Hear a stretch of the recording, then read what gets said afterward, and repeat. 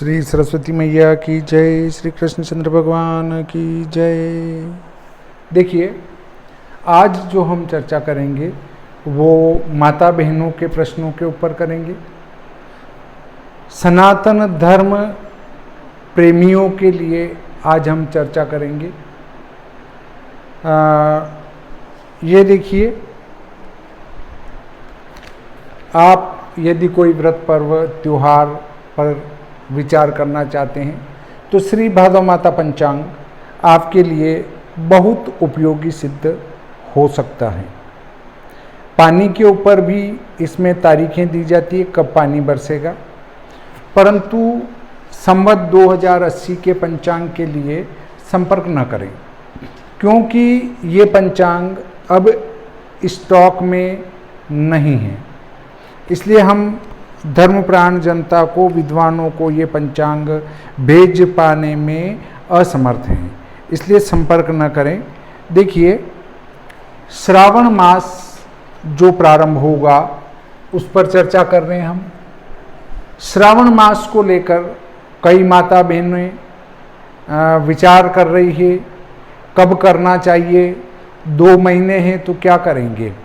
देखिए, प्रथम श्रावण कृष्ण, प्रथम श्रावण कृष्ण ये चलेगा एकम मंगलवार 4 जुलाई से। एकम मंगलवार दिनांक 4 जुलाई 2023 से। प्रथम श्रावण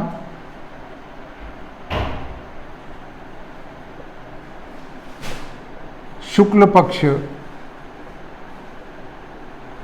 एकम, और ये वार भी मिलेगा मंगलवार। इसमें दिनांक बैठेगा 18 जुलाई, दिनांक 18/7/2023, अर्थात ये पक्ष रहेगा 17/7/23 तक।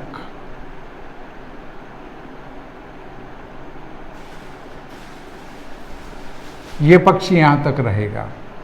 दूसरा, ये 18/7/23 से लगाकर 1 अगस्त 23 तक रहेगा, 1/8/2023 तक ये रहेगा। अब द्वितीय श्रावण कृष्ण वो कहाँ से चलेगा? वो चलेगा आपका एकम बुधवार 2 अगस्त से। एकम बुधवार दिनांक 2/8/2023 से 16 तक चलेगा, 16/8/2023 तक। द्वितीय श्रावण शुक्ल ये चलेगा एकम गुरुवार दिनांक 17/8/23, 17/8/2023 से 31/8/23 तक।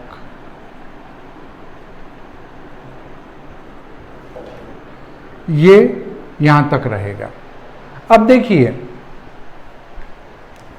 शुद्ध कौन सा है? ये शुद्ध है 15 दिन, और ये शुद्ध है 15 दिन, और ये वाला जो है यहां से लगाकर यहां तक ये अधिमास है। अगर आप अधिक मास का स्नान करना चाहते हैं, जिसको कहते हैं पुरुषोत्तम मास, ये वाला पुरुषोत्तम मास, इसको पुरुषोत्तम मास कहते हैं। अर्थात भगवान नारायण का महीना है। 13 महीने में नारायण का महीना पुरुषोत्तम मास होता है। पुरुषों में उत्तम जो है उनका महीना होता है ये। इसमें नारायण की आराधना की जाती है। अधिक मास के अंदर किसी भी प्रकार का कोई भी शुभ कार्य आरंभ नहीं किया जा सकता है। सकाम प्रयोग नहीं किए जा सकते हैं। निष्काम प्रयोग अर्थात ईश्वर आराधना के लिए आप अगर कोई अनुष्ठान कराना चाहते हैं निष्काम, तो वो अधिक मास में आप करवा सकते हैं। अब देखिए बात ये आती है कि अगर जो माता बहनें या जो भाई बहन अगर श्रावण मास का स्नान करना चाहते हैं तो उनको 4 जुलाई से प्रारंभ कर 31 अगस्त तक श्रावण का स्नान करना पड़ेगा, तब जाकर उनके श्रावण का महीना पूरा होगा। क्यों? क्योंकि 15 दिन तो ये शुद्ध है और 15 दिन ये शुद्ध हैं। ये बीच के जो 1 महीना है ये अधिमास है। अगर आप ये कुछ कहते हैं ये कर लें और फिर ये कर लेंगे, बीच में अगर आपने व्रत भंग कर दिया तो व्रत भंग का दोष आपको लगेगा। इसलिए यहां से प्रारंभ करके यहां तक आपको व्रत करना पड़ेगा, तब आपका क्या पूरा होगा? श्रावण महीना पूरा होगा। इसलिए अगर इस वर्ष जो श्रावण का स्नान करना चाहते हैं उनको 2 माह स्नान करना है, और जो केवल अधिक मास करना चाहते हैं उनको 18 जुलाई प्रथम श्रावण शुक्ल से लगाकर द्वितीय श्रावण की अमावस्या तक अर्थात 18 जुलाई से 16 अगस्त तक ही अधिक मास का कृत्य करना है।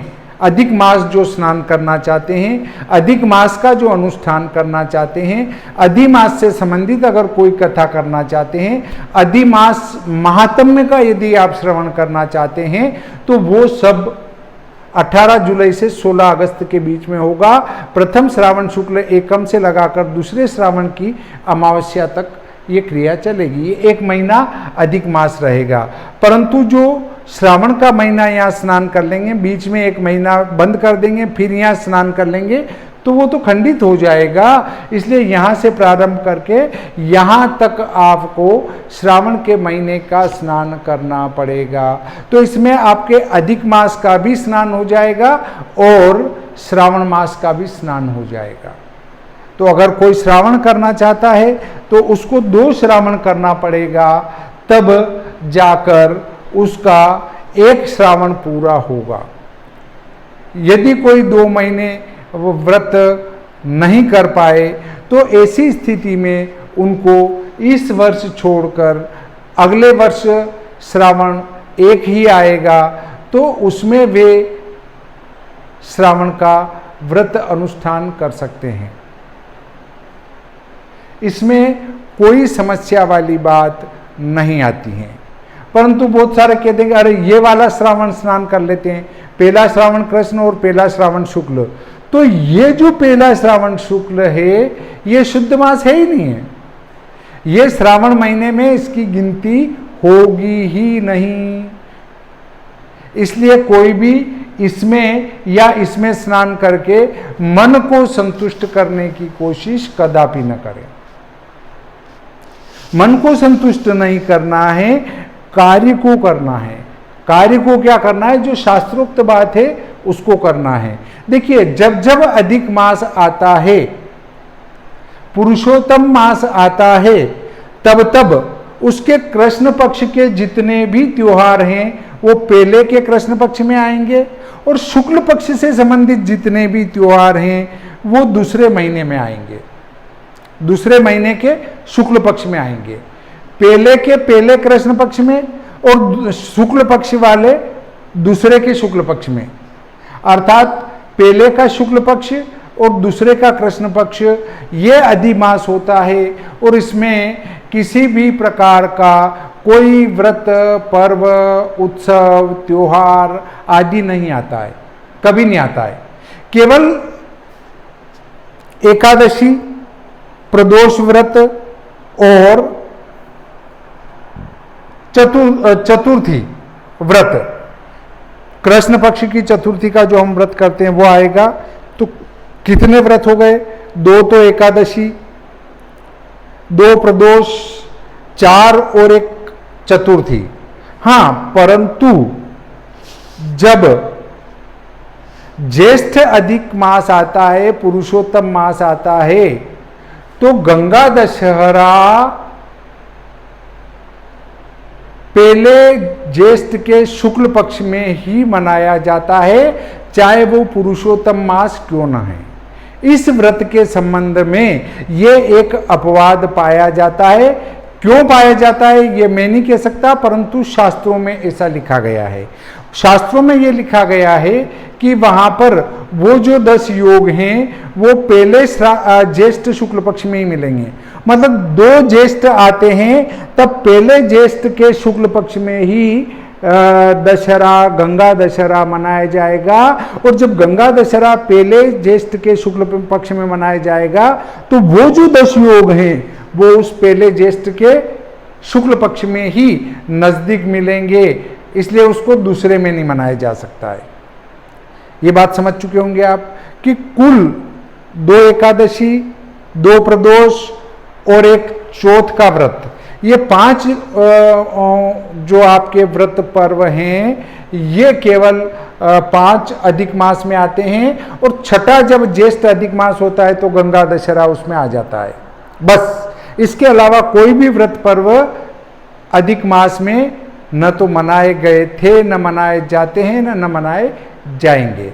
इसलिए जो माता बहनें, भाई बहन अगर श्रावण स्नान करना है तो उसको पूरे 2 महीने स्नान करना पड़ेगा। और जिनको केवल अधिक पुरुषोत्तम मास का स्नान करना है उनको ये बीच का करना पड़ेगा।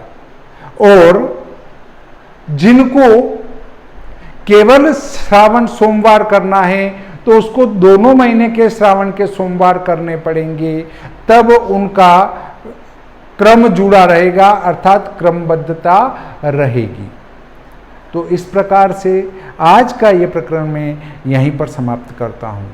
श्री सरस्वती मैया की जय, श्री कृष्णचंद्र भगवान की जय।